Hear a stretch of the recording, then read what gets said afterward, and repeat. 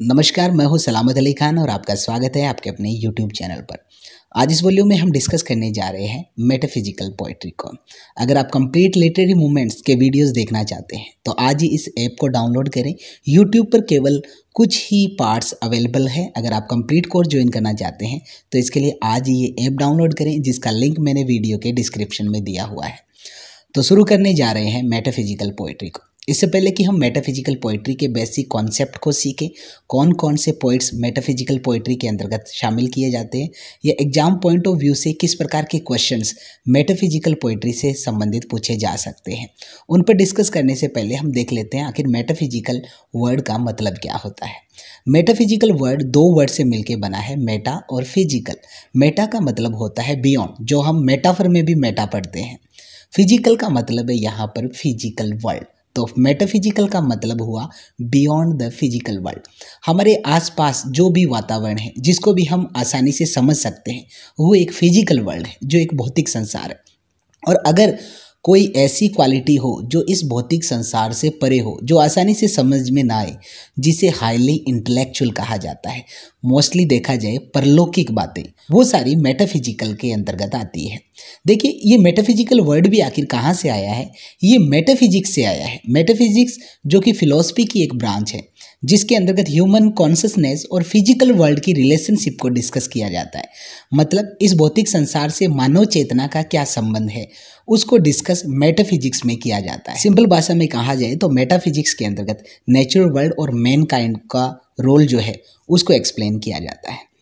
Metaphysics में इस प्रकार की बातों को डिस्कस किया जाता है कि भगवान है या नहीं, मेरा इस संसार में क्या रोल है। मतलब इस प्रकार की बातें जो एक ऑर्डिनरी पर्सन नहीं समझ सकता है, जो काफ़ी हाईली इंटेलेक्चुअल होती है। तो ऐसे आइडियाज़ जो होते हैं वो मेटाफिजिकल होते हैं। तो मतलब ऐसा लिटरेचर जो हाईली इंटेलेक्चुअल हो, जो हमारे फिजिकल वर्ल्ड से बहुत ज़्यादा बियॉन्ड हो, जो आसानी से समझ में ना आए, उसे मेटाफिजिकल पोइट्री कहा जाता है। अब हो सकता है आप सोचिए कि लिटरेचर तो हमारे कोई सा भी आसानी से समझ में नहीं आता, तो क्या वो मेटाफिजिकल लिटरेचर हुआ? जी नहीं, कुछ ऐसी कैरेक्टरिस्टिक्स होगी जो बाकी लिटरेचर से मेटाफिजिकल पोइट्री को अलग बनाती है, जो हम आगे डिस्कस करेंगे। फिलहाल हम देखते हैं कि एग्जाम पॉइंट ऑफ व्यू से कौन सी छोटी छोटी चीज़ें पूछी जा सकती है। पहली बात तो यही है कि मेटाफिजिकल वर्ड को जो कॉइन किया था वो सैमुअल जॉनसन ने किया था। कहीं आपको डॉक्टर जॉनसन भी लिखा हुआ मिल सकता है, तो वो एक ही बात है। सैमुअल जॉनसन, ध्यान रखिएगा, न्यू क्लासिकल पीरियड के पोइट थे। एग्जाम में एक क्वेश्चन ऐसा जरूर आता है कि इस ग्रुप में से मेटाफिजिकल पोइट्स कौन से हैं या कौन से नहीं हैं, या रोमांटिक पीरियड में कौन से पोइट हैं कौन से नहीं है, न्यू क्लासिकल में कौन से हैं कौन से नहीं है, विक्टोरियन पीरियड में कौन से हैं कौन से नहीं है। तो आप एक नोट्स बनाते वक्त इन चीज़ों को ध्यान रखिएगा। एक पूरा ग्रुप आप तैयार कर लीजिएगा कि ये सारे पोइट्स मेटाफिजिकल है, ये सारे विक्टोरियन के हैं, ये न्यू क्लासिकल के हैं, या ये रोमांटिक के हैं। तो मैं बता देता हूँ कि सैमुअल जॉनसन का संबंध न्यू क्लासिकल पीरियड से है, जो हम आगे पढ़ेंगे। इन्होंने 17th सेंचुरी के जो पोइट्स जो थे, सारे पोइट्स ही नहीं बल्कि कुछ ऐसे पोइट्स थे जिनका राइटिंग स्टाइल बाकी से अलग था और आपस में एक जैसी कैरेक्टरिस्टिक्स वो रखते थे अपनी पोइट्री के अंतर्गत। तो उनके लिए सैमुअल जॉनसन ने ही सबसे पहले इस वर्ड का यूज़ किया है। तो पहला क्वेश्चन यहाँ पर ये बनता है। दूसरा, 17th सेंचुरी में किस प्रकार की एजेज आती है, ध्यान रखिएगा। सबसे पहले जैकोबियन पीरियड आती है, जो 1603 से लेकर 1625 तक आती है। उसके बाद कैरोलिन एज आती है 1625 से 1649 तक। उसके बाद प्यूरिटन एज आती है 1649 से 1660 तक। और उसके बाद रेस्टोरेशन पीरियड आता है 1660 से लेके 1688 तक। मतलब ये एजेस 17th सेंचुरी की है। एजेस के पोइट्स के लिए ही मेटाफिजिकल वर्ड का यूज़ किया गया है, ये ध्यान रखिएगा। एग्जाम में ये जरूर पूछा जा सकता है अगर थोड़ा सा डीपली क्वेश्चन पूछा जाता है। अब यहाँ पर दो चीज़ें आपको कंफ्यूज कर सकती हैं। मेटाफिजिकल वर्ड को कॉइन किया था, वो तो किया था सैमुअल जॉनसन ने, ठीक है। और ध्यान रखने वाली बात ये कि मेटाफिजिक्स वर्ड का यूज सबसे पहले ड्राइडन ने किया था। हालांकि मेटाफिजिक्स वर्ड को कॉइन नहीं किया जा सकता, क्योंकि ये तो ऑलरेडी फिलोसफी की एक ब्रांच है। मेटाफिजिकल वर्ड को ही कॉइन किया गया था, और वो किसने किया था? सैमुअल जॉनसन ने। तो यहाँ पर आप कंफ्यूज ना हो जाइएगा। अब बात आती है कि मेटाफिजिक्स वर्ड का यूज सबसे पहले किसने किया? जॉन ड्राइडन ने किया।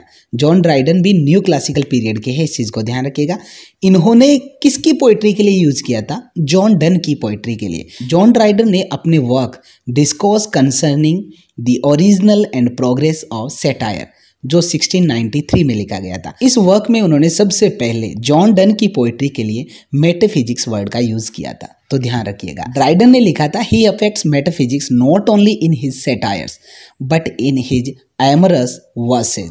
ड्राइडन ने लिखा था कि जॉन डन की जो पोइट्री है वो मेटाफिजिक्स को अफेक्ट करती है। केवल सैटायर में ही मेटाफिजिक्स नहीं देखने को मिलता, बल्कि जो लस्टी वर्सेज, एमरस का मतलब है लस्टी, कामुक। ध्यान रखिएगा, वैसे मेटाफिजिक्स का यूज सैटायर के लिए जरूर किया जाता था, लेकिन जॉन डन ने जो लस्टी पोएम जो थी उनमें भी मेटाफिजिक्स का बखूबी प्रयोग किया है। तो यहाँ पर दो तीन चीज़ें आपको कंफ्यूज कर सकती है। सबसे पहले तो मेटाफिजिकल वर्ड को कॉइन किया गया था, न कि मेटाफिजिक्स को। मेटाफिजिकल वर्ड को कॉइन किसने किया था? डॉक्टर जॉनसन या सैमुअल जॉनसन ने। और इन्होंने 17th सेंचुरी के जो पोइट जो थे उनके वर्क के लिए इसका यूज़ किया है। जॉन डन की पोइट्री के लिए इन्होंने यूज़ नहीं किया है। जॉन डन की पोइट्री के लिए सबसे पहले किसने यूज़ किया था? ड्राइडन ने। इस चीज़ को ध्यान रखिएगा, वो भी मेटाफिजिक्स वर्ड का। अब ड्राइडन ने तो देखा कि मेटाफिजिकल जो एस्पेक्ट जो है वो जॉन डन की पोइट्री में ही दिख रहे हैं, लेकिन 1779 में डॉक्टर जॉनसन, यहाँ पर हमारा मतलब सैमुअल जॉनसन से ही है, उन्होंने इस टर्म को केवल जॉन डन की पोइट्री तक ही सीमित नहीं रखा, बल्कि उन्होंने एक बायोग्राफी लिखी थी जो सबसे इंपॉर्टेंट इंग्लिश बायोग्राफी मानी जाती है, lives of the most eminent English poets. 1779 से 81 तक ये लिखी गई थी। इसमें इंग्लिश के 52 पोइट्स की बायोग्राफी लिखी गई है और इनमें से ही एक पोइट थे अब्राहम कॉले, जिनकी बायोग्राफी उन्होंने लाइव ऑफ कॉले के नाम से लिखी थी। इसमें ही डॉक्टर जॉनसन ने सबसे पहले पाया कि कॉले का जो राइटिंग स्टाइल जो है, अब्राहम कॉले का, वो जॉन डन से मिलता जुलता है।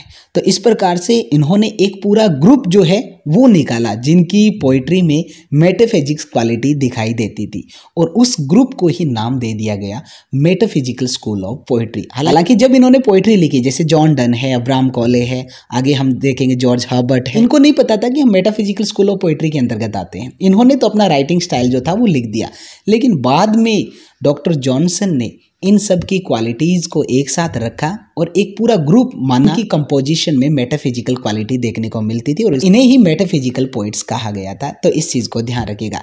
तो जहाँ पर ड्राइडन ने केवल मेटाफिजिकल वर्ड जो था वो जॉन डन की पोइट्री के लिए देखा, डॉक्टर जॉनसन ने उसे और ज़्यादा एक्सटेंड कर दिया एक ग्रुप ऑफ पोइट्स के लिए।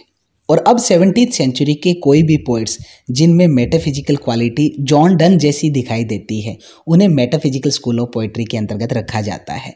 चाहे उनकी पोइट्री सेक्युलर हो चाहे रिलीजियस हो, उनको मेटाफिजिकल स्कूल ऑफ पोइट्री के अंतर्गत माना जाता है। तो यहाँ से हमें थोड़ा ये पता चल जाता है कि पहली मेटाफिजिकल क्वालिटी जो थी वो जॉन डन की पोइट्री में देखने को मिली। तो इसका मतलब मेटाफिजिकल स्कूल ऑफ पोइट्री के फाउंडर भी कौन हुए? जॉन डन हुए। वॉल्टर स्कॉट, जो कि रोमांटिक पीरियड के थे, ध्यान रखिएगा, रोमांटिक पीरियड के ये बहुत बड़े नॉवलिस्ट थे जिन्होंने हिस्टोरिकल नॉवेल इजाद किया था। तो इन्होंने क्या लिखा है? The Elizabethans played with words while the metaphysical with thoughts, कि जहाँ पर एलिजाबेथन के पोइट जो थे वो शब्दों से खेलते थे, तो मेटाफिजिकल जो है वो थॉट से खेलते हैं। तो इस चीज़ को भी ध्यान रखिएगा।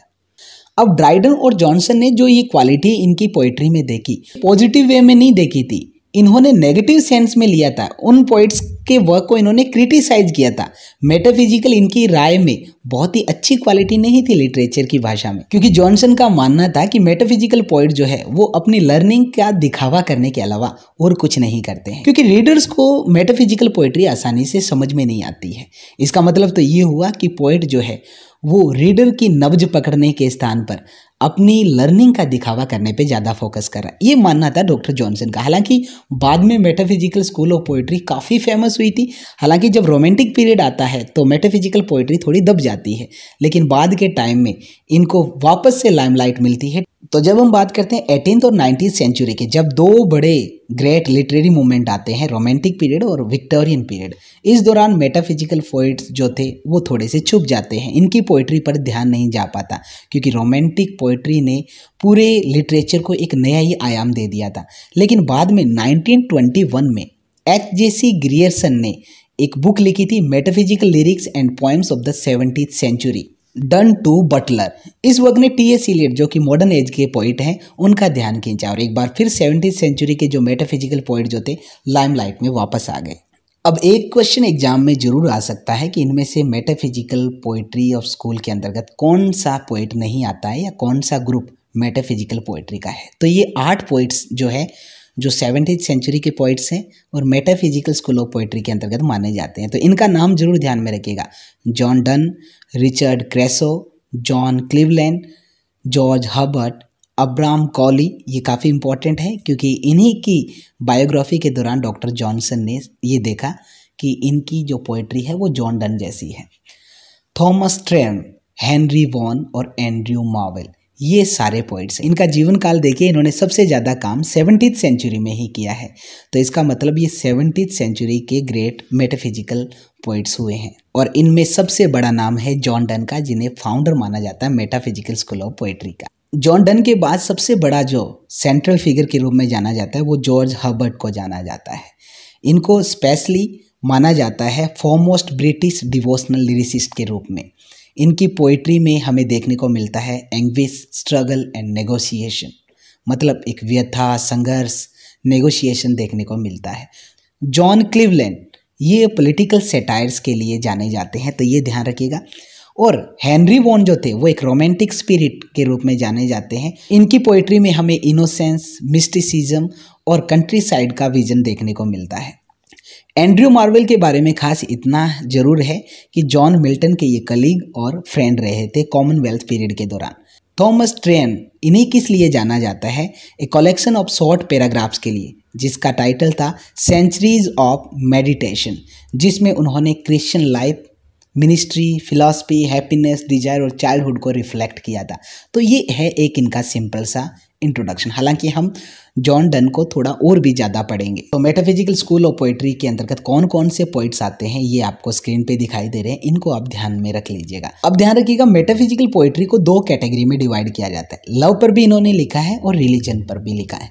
दूसरा इंपॉर्टेंट क्वेश्चन जो एग्जाम में हर बार ही पूछा जाता है और इस बार भी पूछा ही जाएगा, मेटाफिजिकल पोइट्री में ऐसी क्या खासियत है जो उसे दूसरी पोइट्री से अलग बनाती है। तो हम देखते हैं मेटाफिजिकल पोइट्री की कैरेक्टरिस्टिक क्या है। आप कोई भी ऐसा लिटरेचर पढ़ते हैं जिसमें ये क्वालिटी पाते हैं तो आप इसे मेटाफिजिकल लिटरेचर या मेटाफिजिकल पोइट्री की संज्ञा दे सकते हैं।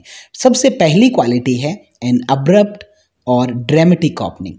ड्रामेटिक या एब्रप्ट ओपनिंग का मतलब होता है अचानक शुरुआत करना। मतलब बहुत सारे ऐसे वर्क होते हैं जिनमें एक ठहराव होता है, लेकिन मेटाफिजिकल पोइट्री बिना कोई बैकग्राउंड के सीधी ही प्रारंभ होती है। जैसे आपने एक पोएम पढ़ी हुई होगी जॉन डन की go and catch a falling star. इसमें वो रीडर को सीधा ही कहते हैं go and catch a falling star, मतलब रीडर को सीधी कमांड दी जाती है go and catch a falling star. तो ये है सबसे पहली क्वालिटी कि मेटाफिजिकल पोइट्री की एक एब्रप्ट या ड्रामेटिक ओपनिंग होती है। ड्रामेटिक ओपनिंग का मतलब ही एब्रप्ट ओपनिंग होता है, इस चीज़ को ध्यान रखिएगा। दूसरी क्वालिटी जो इसे बाकी पोइट्री से अलग बनाती है और बेहतर भी बनाती है, हाईली इंटेलेक्चुअल भी बनाती है, वो है use of far fest images and conceits.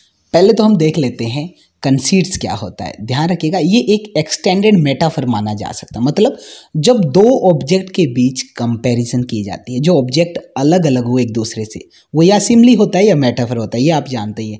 Simile और मेटाफर की कंपैरिजन जो है वो तो इजीली समझ में आ जाती है, बहुत सारे पोइट्स करते ही आए हैं। लेकिन कंसीट्स होता है फार फेस्ट कंपैरिजन, मतलब जहाँ दूर दूर तक उन ऑब्जेक्ट्स का आपस में कुछ भी लेना देना ना हो। जैसे एक व्यक्ति को शेर से कंपेयर कर दिया तो हम मान लेते हैं कि भाई बहादुरी होगी उस आदमी में तो इसलिए उसको शेर कह दिया है, लेकिन कंसीट्स के अंदर दूर दूर तक उनका समानता के रूप में कोई लेना देना नहीं होता है। जैसे अब्राहम कॉली ने अपने एक वर्क के अंतर्गत लवर्स हार्ट को एक हैंड ग्रेनेड से कंपेयर किया है। मतलब अगर प्रेमी के दिल को एक गुलाब से कंपेयर कर दिया जाता तो एक सिंपल लगता, लेकिन हैंड ग्रेनेड्स के साथ कंपेयर किया गया। तो इस प्रकार से फार फेस्ट इमेजेस, जहाँ दूर दूर तक कुछ लेना देना नहीं होता समानता का, वो इमेजरी हमें देखने को मिलती है मेटाफिजिकल पोइट्री के अंतर्गत। दूसरा, मेटाफिजिकल पोइट्री की थीम किस किस पर बेस्ड होती है? लव पर होती है, गॉड पे होती है, सोल, फ्रीडम, स्पिरिचुअलिटी और एग्जिस्टेंस, इन पर मोस्टली ये बेस्ट होती है। लेकिन सबसे इम्पॉर्टेंट जो इनकी थीम देखने को मिलेगी, एक लैटिन फ्रेज आती है, ध्यान रखिएगा, कार्पे डिएम। कार्पे डिएम का मतलब होता है सीज द डे। मतलब ये एक लैटिन फ्रेज है जो इस बात को एक्सप्रेस करती है कि अपनी ज़िंदगी को जैसा चाहो वैसा जियो। मतलब ये है एक सिंपल थीम कि दूसरी चीज़ों से, किसी नेचुरल एटमॉस्फेयर से, किसी सामाजिक बंधन से बिल्कुल प्रभावित ना होना, ये थीम रहती है मेटाफिजिकल पोएट्री। और ये थीम हमें अब्राहम कोहली का जो हम आगे एक वर्क पढ़ेंगे टू हिज कोई मिस्ट्रेस, उसमें भी हमें देखने को मिलेगी। तो ये बेहद इंपॉर्टेंट है, ध्यान रखिएगा। एग्जाम में इस फ्रेज को पूछा जा सकता है। ये एक तो लैटिन फ्रेज है और इसका क्या मतलब है। अगली जो क्वालिटी मेटाफिजिकल पोइट्री की है वो है अनकन्वेंशनल। कन्वेंशनल वो होता है जो एक ट्रेडिशन से चलता आ रहा होता है, लेकिन मेटाफिजिकल पोइट्री ने किसी भी स्टाइल को कॉपी नहीं किया। इनका अपना एक यूनिक स्टाइल है, इसीलिए ये अनकन्वेंशनल है। अनकन्वेंशनल हुई तो जाहिर सी बात है ओरिजिनलिटी भी हमें इसमें देखने को मिलेगी। कहीं से कोई आइडिया कॉपी नहीं किया इन्होंने। इसके अलावा हार्शनेस, थोड़ा कठोर रवैया हमें स्पीकर का देखने को मिलता है। सोसाइटी के प्रति हो सकता है, नेचर के प्रति हो सकता है। ऑब्सक्योरिटी, ये भी बड़ी बेहद खासियत है। मोस्टली रीडर को कंफ्यूज ही किया जाता है कि आखिर क्या हो रहा है और क्यों हो रहा है। हाईली इंटेलेक्चुअल, जी हाँ, ये मेटाफिजिकल पोइट्स को सबसे अलग बनाती है। मेटाफिजिकल पोइट्री एक आम रीडर के बस की बात नहीं होती, इसके लिए हाईली इंटेलेक्चुअल होना जरूरी है, तभी इन फार फेस्ट कंसीट्स को समझा जा सकता है। मतलब ये कॉमन रीडर के लिए नहीं है, हाईली इंटेलेक्चुअल रीडर के लिए लिखी जाती है। ब्रीफ एंड इंटेंस मेडिटेशन, ये सबसे बड़ी खासियत है इनकी पोइट्री की। बहुत लंबी लेंथ नहीं होती है इनकी पोइम्स की। शॉर्ट एंड स्वीट जिसे कहा जा सकता है, मतलब कम शब्दों में पोइट जो है अपनी बात को पूरा कर जाता है। आर्ग्यूमेंटेटिव होती है। दूसरा, इसमें वर्ड प्ले और विट देखने को मिलता है। बुद्धि चातुर्य तो है ही, इसके अलावा डिक्शन का यूज भी बहुत अच्छे तरीके से किया जाता है। डिक्शन का मतलब शब्द चयन होता है। प्लेटोनिक लव, जिसे स्पिरिचुअल लव कहा जाता है, वो हमें देखने को मिलता है। मेटाफिजिकल पोइट्री को शुरुआत में देखने पर हो सकता है आपको थोड़ा सा लगे कि ये जो पोइट्री है वो थोड़ी लस्टी है, थोड़ी कामुक टाइप की है, लेकिन वो स्पिरिचुअल लव पर बेस्ड होती है जब हम इसको पूरा पढ़ पाते हैं। इसके साथ ही इसमें पैराडॉक्स, आयरनी, पन, हाइपरबली, एग्जैजरेटेड एक्सप्रेशन, ये हमें देखने को मिलता है। ड्रामेटिक फॉर्म पाई जाती है डायरेक्ट एड्रेस की। रीडर को डायरेक्ट एड्रेस किया जाता है, या जिस भी ऑब्जेक्ट को एड्रेस किया जाता है उसे डायरेक्टली किया जाता है। इनफॉर्मल लैंग्वेज, ये सबसे इंपॉर्टेंट खासियत कही जा सकती है। कोई फॉर्मल लैंग्वेज नहीं होती, इनफॉर्मल लैंग्वेज का इसमें यूज किया जाता है। Subtle, complex and concentrated thought हमें इसमें देखने को मिलता है। इस प्रकार से ये है मेटाफिजिकल पोइट्री की क्वालिटीज़। अब हालांकि एग्जाम में ज़्यादातर संभावना यही रहती है मेटाफिजिकल पोइट्री की कैरेक्टरिस्टिक्स पूछने की, और ज़्यादा से ज़्यादा किसी पोइट का वर्क पूछ लिया जाता है। लेकिन कई बार ऐसा भी हुआ है कि किसी पोएम के अंदर से लाइन पूछ ली जाती है, तो वो भी हमें ध्यान में रखनी होगी। इसके लिए हम मेटाफिजिकल पोइट्स के कुछ इंपॉर्टेंट वर्क्स जो है उनको भी देखेंगे। इसके अंतर्गत कुछ उनकी बेसिक थीम और उनकी बेसिक लाइन। सबसे पहले पढ़ते हैं जॉन डन को। इनका पीरियड देख लीजिएगा, 1572 से लेके 1631 तक इनका पीरियड रहा है। अधिकतर इनके वर्क 1633 में पब्लिश हुए थे इनकी डेथ के बाद। इन्हें मेटाफिजिकल स्कूल ऑफ पोइट्री के फादर के रूप में जाना जाता है। इनके कुछ इंपॉर्टेंट वर्क देखिए। पहला है go and catch a falling star. ये आरपीएससी स्कूल लेक्चरर में भी लगता है। इसकी टोन सैटिरिकल या सिनिकल है। ये 1633 में पब्लिश हुई थी। सॉन्ग्स एंड सोनेट्स ये कलेक्शन था। हालांकि तब इसका टाइटल जो था वो सॉन्ग दिया गया था, लेकिन बाद में इसकी पहली लाइन से ही इसे पहचाना जाने लगा। जो पहली लाइन है go and catch a falling star, ये पोएम जो है एक फेयर वुमन की इनकॉन्स्टेंसी पर बेस्ड है। कहने का मतलब एक खूबसूरत महिला कभी वफादार नहीं हो सकती, ये मानना है जॉन डन का, और उसको वो लास्ट स्टेंजा में जस्टिफाई भी करते हैं। इस पोएम के अंतर्गत 7 इम्पॉसिबल टास्क पहले स्टेंजा में सजेस्ट की जाती है रीडर को परफॉर्म करने के लिए। तो ये है go and catch a falling star का जनरल इंट्रोडक्शन। जॉन डन की ये काफ़ी पॉपुलर पोएम मानी जाती है।